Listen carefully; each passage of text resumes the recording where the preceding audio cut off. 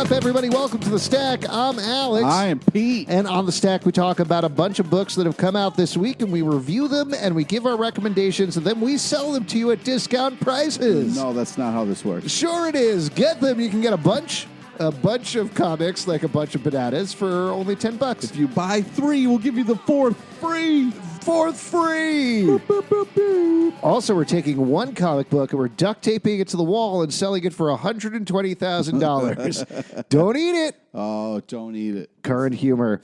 Let's get into the stack, starting with a big issue out of DC Comics, Superman number 18. Have you heard of this guy, Superman? He seems like Batman, but a little more Nicer? colorful, like a nice Batman. like a nice Batman or a male Wonder Woman is how I would describe him. Wow. So this is Superman by Brian Bendis and Ivan Rice, and this is the big issue that they've been teasing for a long time. I don't think this is a spoiler because it's been out there and it's right on the cover, but this is the issue where Superman reveals to the world... Sure. Yeah. It reveals to the world that he is Clark Kent. He tells some of his friends first, then he tells the entire world, and that's where he leaves. The entire world gets to see him do the reveal. And certainly some things are going to roll off that. What'd you think about it, Pete? How'd you feel about the issue? How'd you feel about the reveal? Well, there was kind of a fun moment there with Nerds McGillicuddy. What's his name? Jimmy Olsen? Yeah, there you go. Okay. Thank you.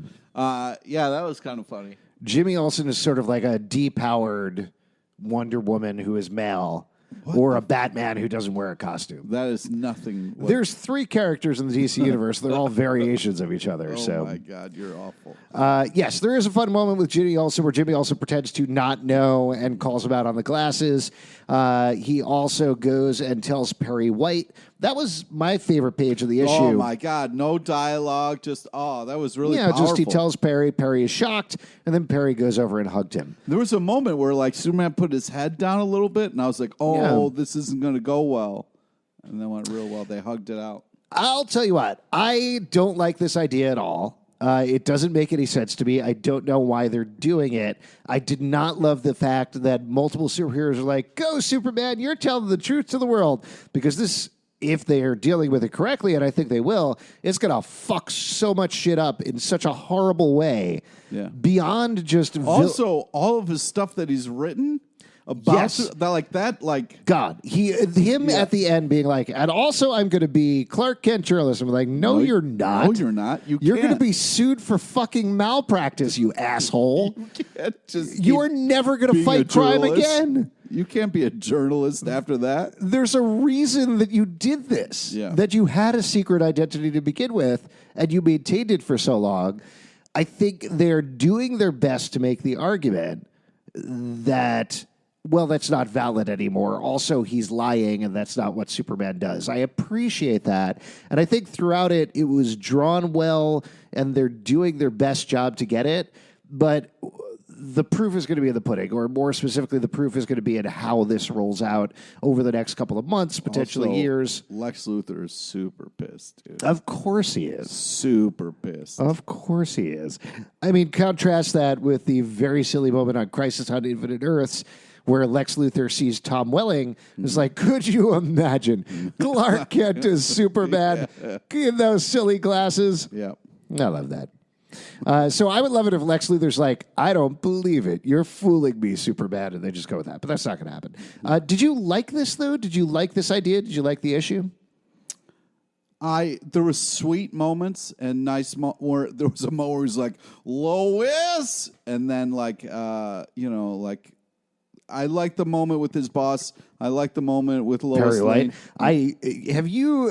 These are pretty well-known characters and all. Oh, I'm sorry. And names never slipped your mind for a moment? Jimmy Olsen and Perry White? Yeah. Okay. Sometimes that happens. Sure. I understand. Also, it sounds like you're saying Barry White. Barry White? I'm not pronouncing things very well today. Barry White. But yeah, and... Can't get it over your love, babe. That was horrible. Thank you. But I still laughed. Yeah, I thought that, but overall, I think this is a real not good idea. I agree. It also feels like Bendis, what are you doing, man? well, they keep teasing that there's this crisis coming, so it's all going to get washed away in a year or so. Cool. So it allows them time to play with this idea before it gets set back to the status quo, I guess. But yeah, I don't know. Honestly, unless he ends up in a million lawsuits next issue and they're like, you can't be a journalist anymore, I don't know what I'm going to do with this. Yeah, and also, like, this Batman did this for a while. Did he? Yeah, he was. Are you thinking of Spider-Man, who is a different superhero from a different universe? Who did No, this? no. Batman gave up being Bruce Wayne for a little while and just was Batman. Sure, but he didn't come out and be like, and I'm Bruce Wayne. Right. But which is a different thing. My parallel here is that Superman can't go back to being Clark Kent, and he's just going to have to be Superman for a little while with this, because nobody's going to let him walk into the office Right. and just be like, if you knew that the guy who works next to you at work was Superman, what's the first thing you do the next day when he walks into the office and is regular? punch him in the nuts. Right? Yeah. Be like, how did that feel? Yeah. Was that you? Did you feel that? I would bring an Uzi and just unload. break a chair on his back. Yeah, exactly. Bring an Uzi and unload. Inappropriate. That's Pete. true. That's true. In this current atmosphere. Let's move on to talk about another issue from Marvel Comics, The Immortal Hulk, number 28. Now, post-issue 25, this title has taken a very different bent. It's taken a turn. It's taken a turn. It's no longer just a horror title. Now the Hulk is taking on culture and corporations, and specifically is taking on the Roxxon Corporation, which is led by Dario Agar, who is now full-time being a horrific Minotaur. This issue, we get a new artist comes in. We get to see a lot of the world around as they've been affected by Hulk's manifesto of corporations can't get away with this anymore. The youth are dressing in Hulk masks. They're fighting back. And we get to see, meanwhile, the Minotaur is going about his plan to try to figure out how to take down the Hulk from a corporate perspective. I continue... This is completely different than the first 24, 25 issues of the book, but I love it. I think it's so good. It's so current. It's so timely, but it keeps the horrific elements of the art, even if we have a new artist this issue. Yes, Pete. Did that guy shoot his daughter? He tried to shoot his daughter. So what happens in this issue, one of the storylines we follow... That guy shot his daughter. He's a security guard who trolls alt-right forums and conservative forums all day. His brain has been blasted to heck by this, just like a lot of people in the real world. And he sees a situation where his daughter, who he's completely lost touch with, he's lost all of these dreams for her, that he thought she was going to be this demure daughter who would give him lots of grandchildren and follow that path, and that's not the path she wants to follow at all. He sees her in this Hulk mask and is like, you know what? I could just, nobody would know. And then I could have these memories of my daughter the way that I always wanted to remember. That's fucked up, man. It is fucked up. But what this title is showing us... really fucked up. It's showing us different types of monsters. The Hulk is one type of monster. The Minotaur is another type of corporate monster. And this man, even though he doesn't look like a monster, is a monster as well. I like my security guards that are like secretly Bruce Willis. Oh, okay. They're unbreakable, and I thought you were going to say like Paul Blart or something. No. What's your favorite Paul Blart movie? The first one? Sure. All right. But I just think that, like, first off, tip of the cap for tackling stuff like this. You know what I mean? Like, there are different kinds of monsters. Great. This is a great vehicle to explore that. Awesome. But it just, I'm not a father, but I would like to think that no matter what my daughter did, I would not shoot her because I could get away with it. You could walk into your kids' rooms and just plow, plow if you wanted. This is why my kids aren't allowed to wear masks. Well, good for you, but I just, I don't know, man. Of course it's fucked up. It's supposed to be fucked up. You're supposed to look at this guy who is broken by a corporate structure that is built to break him. This is what That's they talk about. That's why I want him to be unbreakable, man. Oh, unbreakable like Bruce Willis? Yeah. In Unbreakable? I get what you're getting at. Yeah. This book is so good. I love it. Let's move on to an Image Comics book, Lucy Clare Redemption, #1. I got to tell you, I don't think that I read the first Lucy Clare, nor was I aware there was a previous Lucy Clare when I picked this book for the stack. But this is about a girl who fights werewolves. She seemingly, at some point in the past, gave that up. People thought she was dead. So now it's a very like, are you going to still fight werewolves, Lucy Clare? And she's like, I'm not going to fight werewolves. And they're like, well, maybe these werewolves. And you get the arc of the book. But I thought the art was fantastic, and I really enjoyed the characters. This was phenomenal. Wow. I love this book. This Okay. was really just the fact that she like need a fucking werewolf was To be so clear, badass. that's need with a K, not need like, I need a werewolf, eh? You know what I'm talking about? But I love the action. I love the kind of anti-hero this character is a little bit. I can't wait for more. This is a fantastic. If this is just her going on adventures and kicking the shit out of werewolves, please sign me the fuck up. This is a fantastic first issue. I cannot wait for more. This is going to be on my new fave list. Wow. All right. There we go. Glad we included it. Moving back to Marvel Comics, New Mutants #3. So I was not aware of what was happening in this title necessarily. The first 2 issues have been by Jonathan Hickman. They have followed the original New Mutants as they went off into space to go find Cannonball, and they've been on adventures there. I thought we were going to follow them. Turns out it seems like this is almost going to be an anthology book because now this is written by, I believe it's Ed Bryson, and it follows some of the second generation of younger mutant characters. Bryson's writing a lot of books right now. Yeah, Bryson is the Mike Tyson of Marvel. He's the champ. Okay. Yeah. I thought you meant he bit people's ears. I mean, I don't know. I'm not at the Marvel meetings. Okay. He could. He could be. So this follows some of the other generation of younger X-Men, including Armor, as they try to track down Beak, who hasn't shown up on Krakoa, the new mutant island. Naturally, things don't go very smoothly, but I really enjoyed this anyway, and even though it took me a second to realize, a couple of pages in, to realize, oh, we're not going to be following Cannonball and Sunspot and everybody else. I liked it once I got past that point.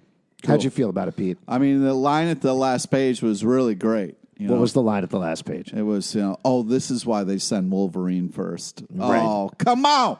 That was great. Because you always like it if Wolverine is in front of you on a line.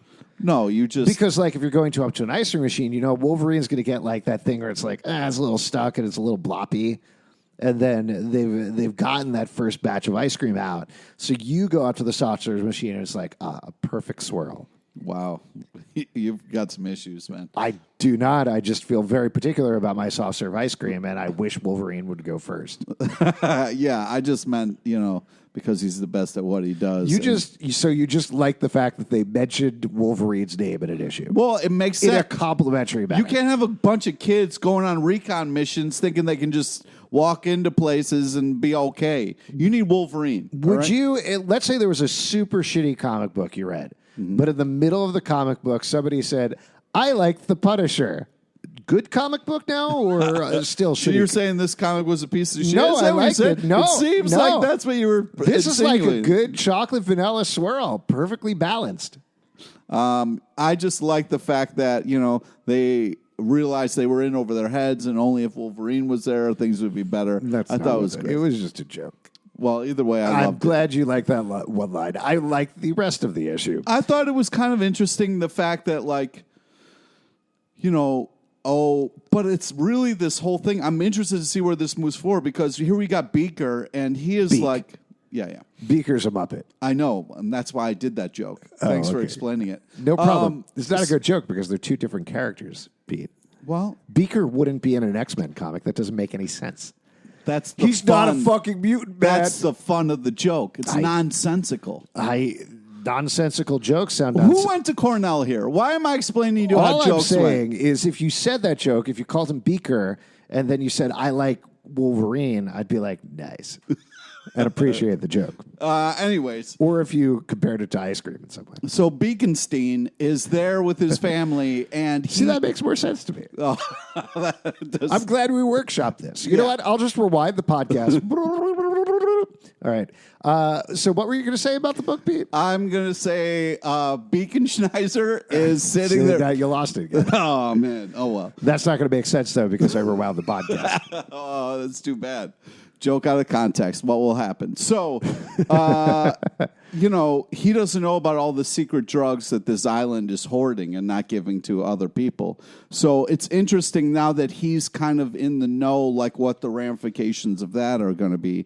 And also, like, will he end up going to this island or not because of, the bad guys that showed up? What I like about this is that it continues to explore the concept of mutants all living on Krakoa and everything that's been going on in different aspects. We've already seen some of the mutant teams ask for permission to leave the island. The New Mutants did that. They did that over in Fallen Angels, which is the Psylocke book, X-Force, etc. But here, they just leave without telling anybody, and it immediately goes to shit in the absolute worst way, and we get to see why. I think this is great. I think that these titles are coordinating, but all standing on their own is very, very impressive. All I'm saying, though, is I would be suspicious if someone showed up at my house and was like, oh, my God, you got to come to this party. It's so amazing. Really? Yeah, just drop everything you're doing. No, come. It's going to be so much fun. You think they're trying to what? Yeah, I don't know. I think it's shady. I think it's real shady. If I showed up at your door and said, hey, Pete, got a really sweet soft-served party going on. You got to come by. We got chocolate. We got vanilla. Check this. We got strawberry, and we can do a triple swirl. Wow. I don't Come think on that's by. possible. What would you do? I don't think it's possible. You'd be suspicious? I would be very suspicious. Oh, okay. Well, you're not invited to my birthday anymore. Oh, that hurts. Moving on to another GC comic book, Harley Quinn, Villain of the Year, #1. Now, we've had Year of the Villain. Of course, this is a hilarious Harley Quinn riff on it by Mark Russell, as Harley Quinn hosts the Villain of the Year Awards at the Legion of Doom headquarters. They are about to be waylaid and attacked by the Flamingo, it's just ridiculous across the board. It also ties into a classic thing they used to do back in the day where they actually had fans vote for who should win Villain of the Year, and you get to see who won in the issue. What'd you think about this one? This is just fun. I mean, the title lets you know that this is just going to be a fun romp. I really appreciate it. I thought, this is a great, the art's fantastic, a fun story, and you get to kind of see how Harley put it all together. I was impressed. I like the fact that, first of all, you have this fan vote, so I'm sure they had different possibilities depending on who would win. They also clearly had to win a while ago for the artist to actually draw them properly and then write them properly, but that all came together. What really points to the fact that Mark Russell is a very good writer is he makes it work as a story at the same time and an emotional arc for Flamingo, which is a lot of fun, very enjoyable, and gives it a lot more depth than just a throwaway issue. So I thought this was good. I was going in expecting something that was just silly goofballs, and it is partially that, but it's also a little more at the same time. Yep. Moving back to Marvel Comics, another X-Men comic book that came out this week, X-Force #3. Now, Professor X has been assassinated, and Wolverine, who you like, who's actually in this book, nobody says Wolverine should show up because he's already there. Yes. Is out with Quentin Quire trying to track down Domino, who we discovered had been flayed alive in the last issue by a bunch of new types of Reavers who essentially use human flesh and human bits to augment themselves, trying to become post-humans, not with metal, but with bones and viscera. It's pretty gross. Yeah, it's very gross. I was trying to eat my lunch and read this book. Oh, and you eat a big pile of flayed flesh, so you're like, oh, this is making me hungry. It was a little tough to do. Yes. What'd you think about this one, Pete? This is very kind of weird and over the top. Like the whole thing about like just peeling the skin off Domino was really fucked up. And Domhnall Gleeson?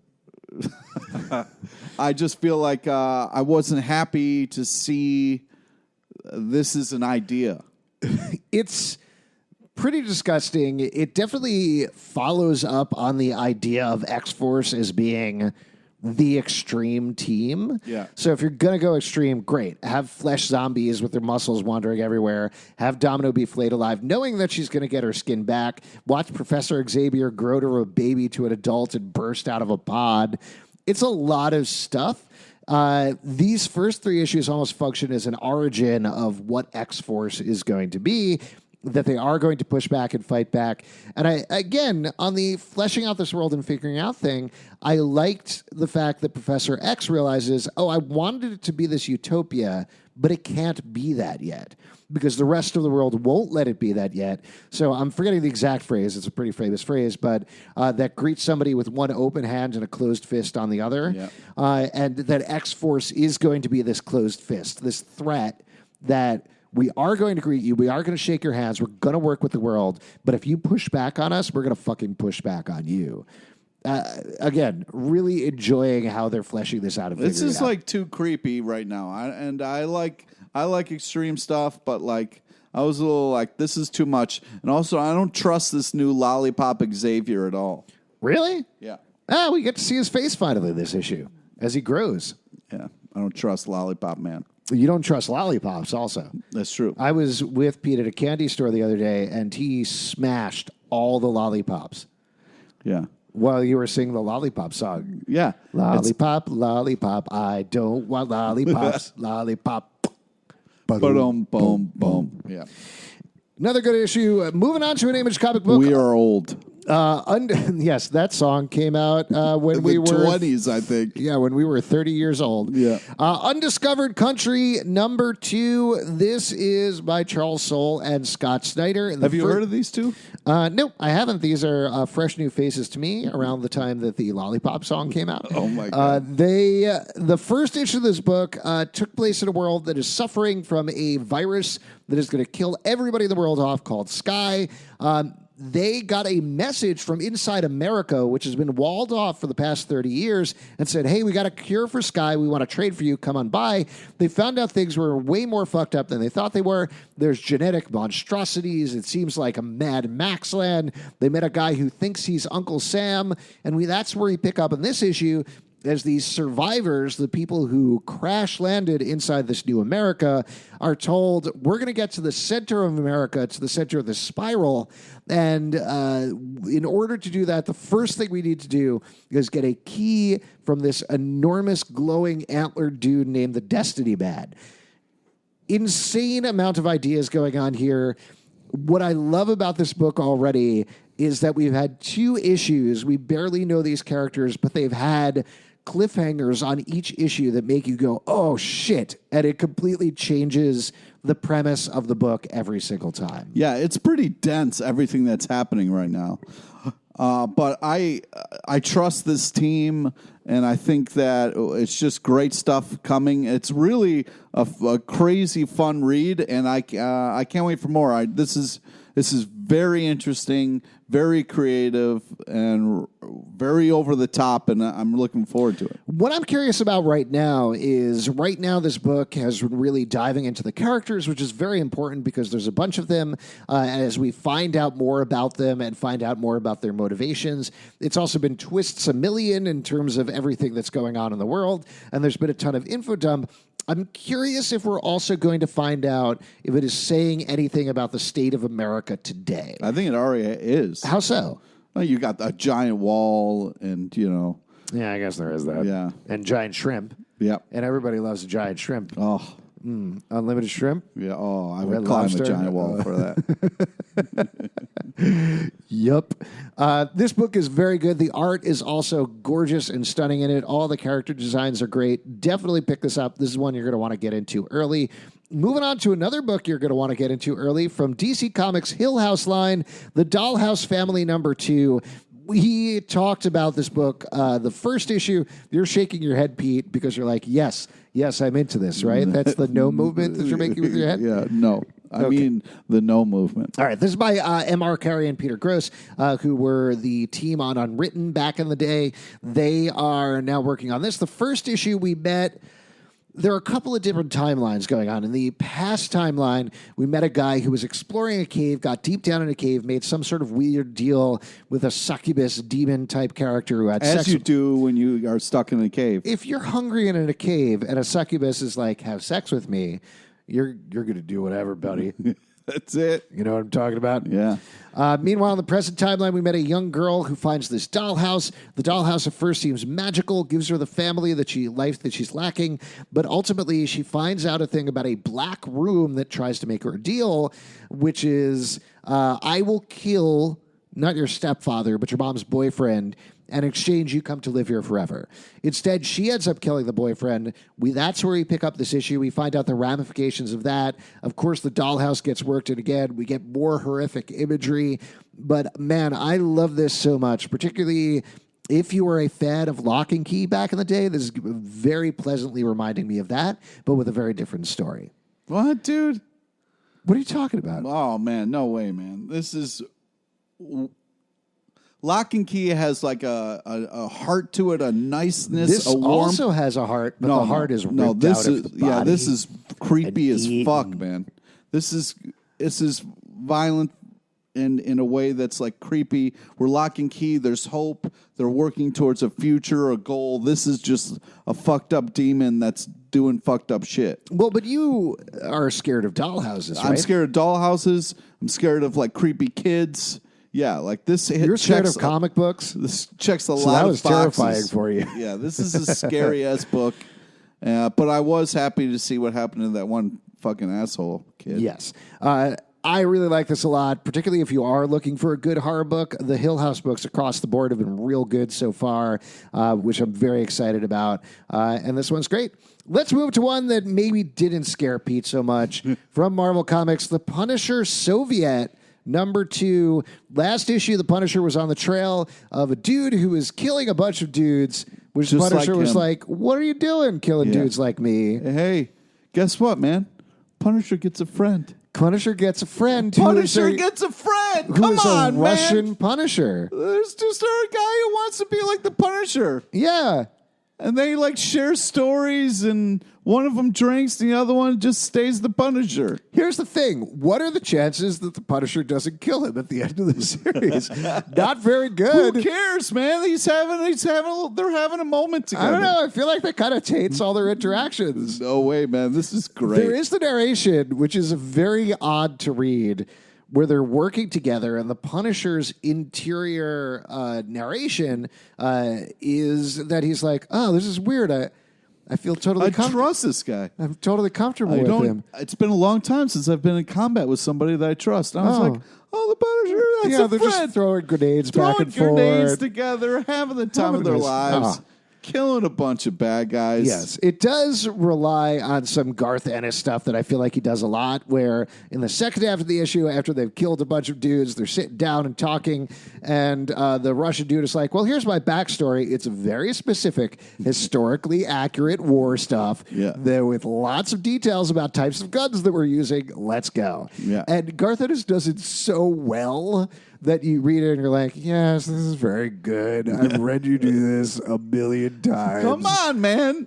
Are you mad at him for playing to his strengths? I don't know. It's fine. I like the first half of the issue better. That's the thing. I Don't like you and your goddamn halves. Punisher and Russian Punisher having a good time together. It's not halves. It's one thing. Okay, you can't break things into quarters and I didn't halves. write it, man. You can just- break what? Oh, really? You can't break things into quarters and halves? Have you ever had a pizza? Nope. Oh, really? Yep. Okay. I just eat the whole pot.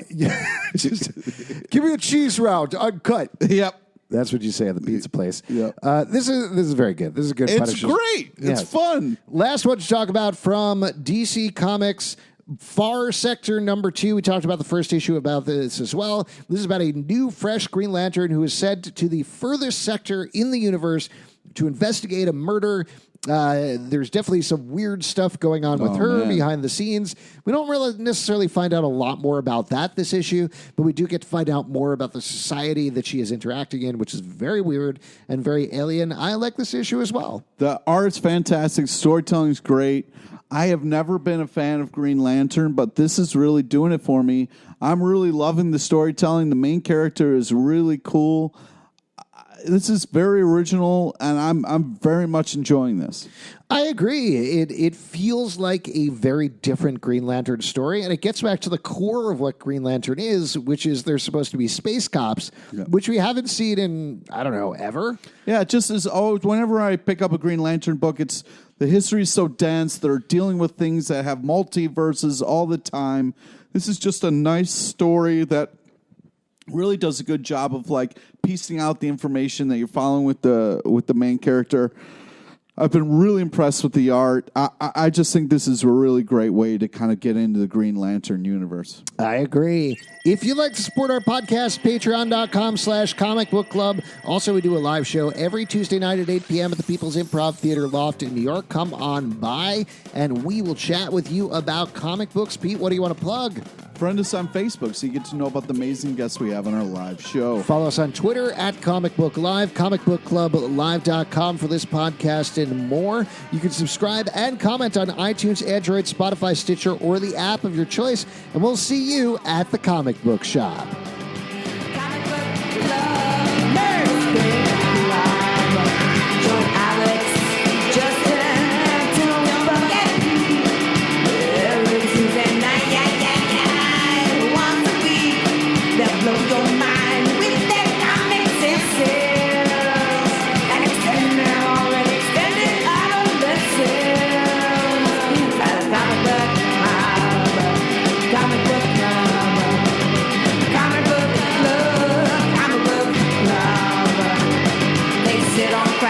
Couches and they let the secrets leak, and occasionally they